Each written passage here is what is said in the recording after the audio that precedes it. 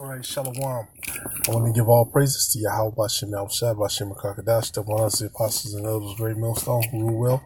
Peace and salutations to you sincere brothers out there pushing the truth across the four corners of the earth. Just want to jump in real quick. Want to just hit a quick couple of scriptures on the topic because people keep asking the same question. You know, we want all peace in Israel. We want all unity. We want all brothers to come together. And, you know, we want everybody to come together, everybody to be under one banner, everybody to be on the same page, XYZ, XYZ. And I just want to brush on the topic, man, because it would be beautiful if all Israel could come together. Unfortunately, it's not the case because the scriptures tell us why. Because even in ancient Israel, even going back to the time of the Roman Empire, which that's basically what the New Testament is about. You had, you know, basically all of the people living in certain areas. They knew that they were Israelites. Of course, you had many people who were lost and they didn't know.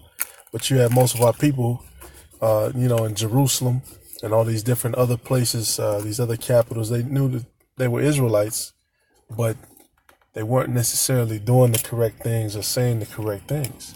And that's why, you know, the disciples and even the Lord himself, the Messiah himself, he wasn't able to deal and he wasn't able to put everybody in his ministry. He wasn't able to deal with all Israel.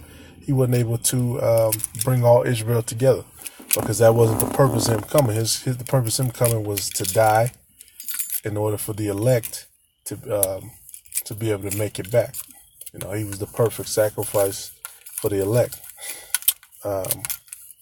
Because going into the kingdom of heaven, which all Israel knows about, or at least they should know, that's the one thing that everybody's waiting for. The kingdom. That's the thing that we're promised. That's what, you know, everything is basically about, getting to that kingdom. But this is 1 Corinthians 1:10. Now I beseech you, brethren, by the name of the Lord Yahushua, that we all speak the same thing, and that there be no divisions among you, but that ye be perfectly joined together in the same mind and in the same judgment. And when you deal with the scriptures, you know, of course, you have to receive understanding from Yahushua, Yahweh Bashem Yahushua, and it comes through the form of men. You know, us at Great Millstone, we give double honors to the elders. The scriptures tell you to. But then also, you know, those are our teachers. Those are the men who taught us. Those are the men who we saw in the highways and byways and who gave us the full understanding, even to this day, on how to do things. Going into the scriptures, being able to basically break down the whole Bible. When you deal with different camps, you deal with different groups. Everybody doesn't have the same, number one, they don't have the same understanding of the scriptures. Number two, everybody doesn't have the same breakdowns of the scriptures. Some are right and some are not. Everybody doesn't have the same judgment according to the scriptures. You got a lot of people who don't understand that the Sabbath goes off for the new moon. The high holy days go off for the new moon. You know, basically all of the months, the weeks, the days, well, at least pertaining to the weeks and the Sabbath, that all goes after the new moon. So the point being, everybody does not have the full understanding of the truth, and either, you know, they have not seen it or heard it or understood it yet, or they just weren't given it and they don't know it. And that's the exact same thing that what happened when the Lord came on the scene. You had Israel, but once again, everybody didn't have the same understanding. And I'm going to get into that too, because you had Israelites who actually voted to crucify the Lord because they didn't understand who he was. Or maybe they did, but they would, you know, they were just evil. So they didn't have the correct judgment to humble down and follow after. Yep. I'm going to read that second half again, and that there be no divisions among you, but that ye be perfectly joined together in the same mind and in the same judgment. And once again, different Israelite groups have different leaders, different minds at the helm at the top, different judgments. You have some groups where, they're actually making merchandise in the house of the Lord. They don't actually know the name of the Lord in Hebrew. They don't actually know who every tribe is. They talk about, the 12 tribes chart is wrong, but they can't actually break it down. And then they can't break down in Ezekiel where it talks about Judah and his friends, and then Israel and his friends, and going into each tribe. They can't break that down. So unfortunately, all Israelites cannot come together. And a lot of Israelites who are wrong, they're never going to admit they're wrong. Even though we make videos about them, even though we might see them and we might speak to them about certain things, and we might ask them certain questions, they're not going to even seek the truth. And so it's up to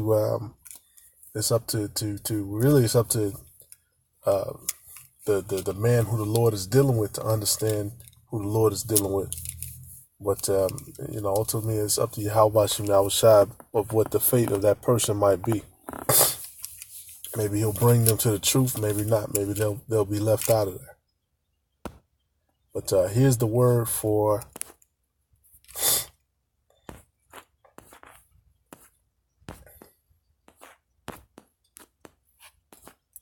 this is for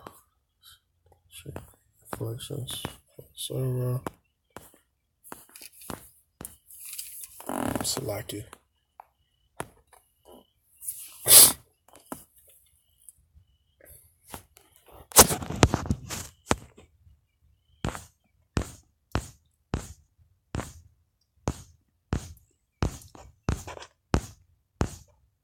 The scriptures talk about perfectly joined together. At G2675, that's the one I was trying to highlight. What does that mean, perfectly joined together? Because every brother has his own mind, sort of. Every brother has, of course, we're all under the same spirit. We're supposed to be one body.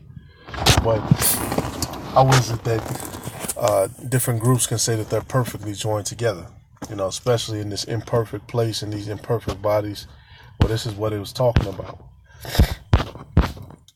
To render, to fit, sound, complete, to mend what has been broken or rent, to repair, to fit out, equip, put in order, arrange, adjust, to fit or frame for oneself, prepare, to strengthen, perfect, complete, make one what he ought to be. And that's what's going on. It's not just about, it is about going on the highways and byways, but that's part of it. But it begins, with yourself. Speaking for myself, it begins with fixing myself. Bringing myself back to order, bringing myself back to judgment. Because the scriptures talk about work out your own salvation. So every man is in charge of his own salvation. Every man is in charge of, his self, the things that you think, the things that you do. And, what the thing that's happening is men in different groups, they're holding themselves to different standards. Like you have my Great Millstone. Great Millstone, you have to push out videos. You have to go out on the streets and teach. You have to, and really you should want to do those things, but, excuse me. You have to fellowship with your brothers. Once again, you should want to. You have to be able to go into the scriptures and be able to know the Hebrew. You have to be able to know how to go into the Hebrew, go into the Blue Letter, or any Strong's Dictionary, concordance, or any of that stuff. And you have to be able to break down the scriptures. And then you have to know the things that you have to do for yourself, the things of wisdom. You have to know that, look, I got to have, my personal belongings, my house. I have to be able to maintain all of my things in my personal space. Everything starts with me. And then, I have to have respect for my brother. I have to have love for my brother. And I have to be able to pray. So there are different things that are going to bring you into order. And once again, different Israelite camps have a different standard for what that is. And unfortunately, that's why all Israel, all of the people who say that they're Israel, because they say that they're Israel, but are they doing all of the different things that they say that Israel is supposed to do to come back into order? Are they able to check off, or you should be able to go through the scriptures and check off things. Check.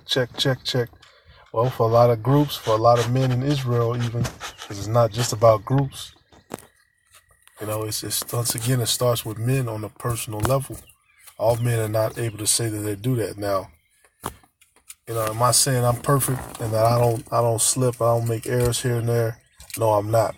But I'm in the process of being made perfect. I'm rehearsing and I'm going. Scriptures talk about, look, basically you seek him 10 times more. Get into it. Hey, I'm doing that. That's what I'm doing. Okay, Lord willing, I keep doing that. Ephesians 4:14, that we henceforth be no more children, tossed to and fro, because the scriptures talk about, and Salakia for interrupting, but the scriptures talk about, our righteousness is as filthy rags. And the elder was kind of going into the balance on that versus doing things that are going to get you towards salvation. And he made great points. Look, the scriptures doesn't give you a losing attitude. It gives you a winning attitude. Now, you don't want to go overboard and be prideful. But look, you're supposed to have a winning attitude about things. And you're supposed to be able to want to do the things that are listed for you. Every group at some point, they're supposed to be able to go into every scripture and be able to break it down, be able to give the proper understanding on it. But if you have one guy who's been studying the scriptures for 10 years, he's saying one thing. One guy who's been in the scriptures for 5 years, he's saying another thing. And then you have somebody who's been in the scriptures for 30 years and they understand the scriptures fully and they're saying something else. Somebody's got to be wrong. So that's why that all brethren can't get together, because different men have different doctrines. Some are correct, some are incorrect. Ephesians 4:14, that we henceforth be no more children, tossed to and fro and carried about with every wind of doctrine by the sleight of men and cunning craftiness whereby they lie in wait to deceive. And even in the case with some of the Israelites, you have this. You have the slight, you have slick men, you have slicksters. You have guys who are just trying to bring in men because they know they're going to pay them more money, because they're going to get more money, or because they're under 501c3 charter that's going to get them a bigger allowance from the government, or whatever the fuck they think they're going to get out of it. More gifts or more shit. So you have slick men who will fool you. Hey, the Lord never said that. Look, I'm gonna tell you an Israelite, and then everything is gonna be, perfect. Everything's gonna be hunky dory. No, we still have to deal with that kind of thing. But the scriptures is this is your sword with cutting down all the things that are false. This is what the apostles mean when they say it's levels to it.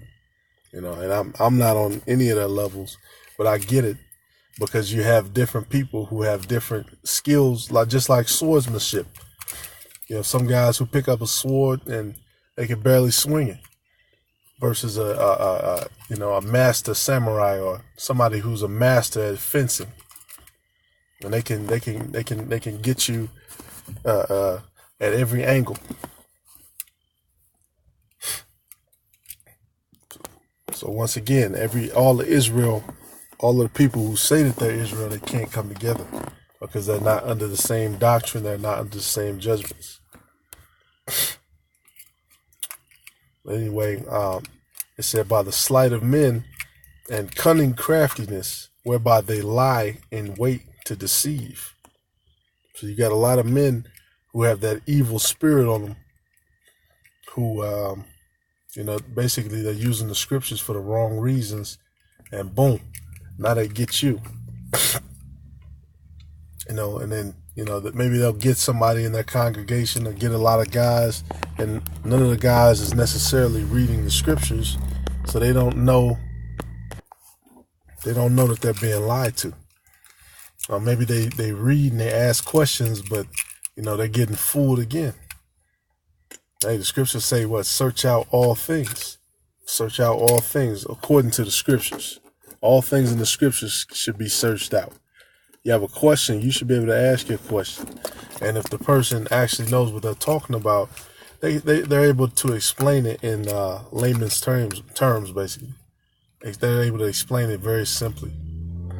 Because, some things are complex, but then most of the things in the scriptures are simple when you break them down.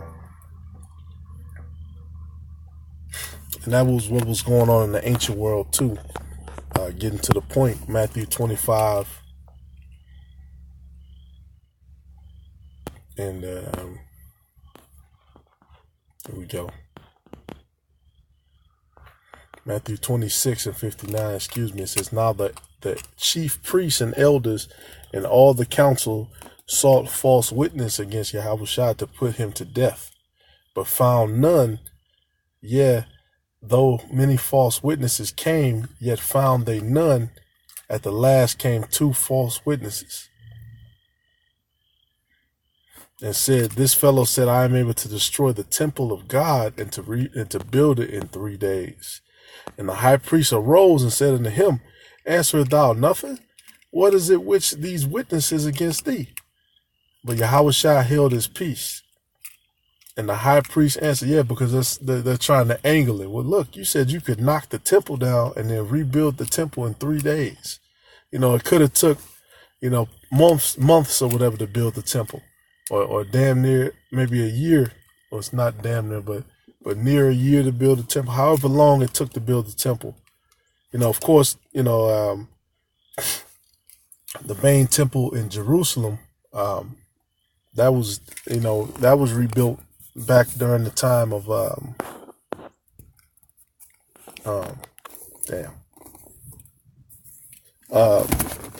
believe that was, had to look that up, but that's King Cyrus.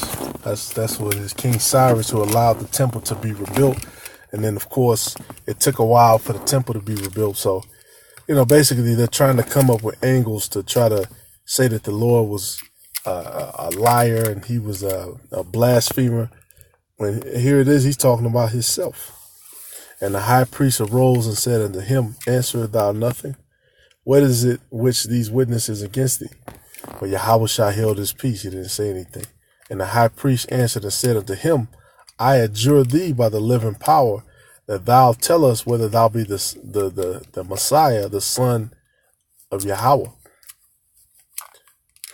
Yahushua saith unto him, thou hast said, nevertheless I say unto you, hereafter shall ye see the Son of Man sitting on the right hand of power and coming in the clouds of heaven. Then the high priest rent his clothes, saying, he hath spoken blasphemy. What further need we of witnesses? Behold, now ye have heard his blasphemy. What think ye? They answered and said, he is guilty of death. Then did they spit in his face and buffeted him. Fucking Edomites, get the fuck out of here. Salakia.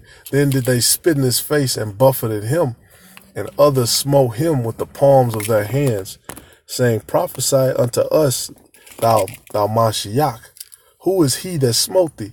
So they basically, they were mocking him. They were making a mockery of him. And then, of course, we know, they brought him up and they had him crucified, which it was all prophecy that would happen. And that's basically what he told them would happen. Look, I'm gonna raise this temple up in 3 days. You're going to destroy this temple and I'm going to raise it back up in 3 days. So, The point being, because you have a lot of men who saying they're elders, you have a lot of men who saying they're top judges and high priests. Even in the time of Yahweh Shai, you have top judges, elders, and all these men who condemn the Lord to death and his innocence. So if the Lord is dealing with you, shit is up to you. Really, it's the Lord that's going to give you the faith and understanding. But, it's up to you to seek those things, to seek the truth, to seek everything to find out who's saying the right things and who's saying the wrong things. And that's all I really have to say on that. Hello, Yahweh Bashim, Yahweh Shai Bashim Rakakadash. Great Millstone has the truth. Look no further than Great Millstone. I hope, Lord, for this is edifying for you. Shalom.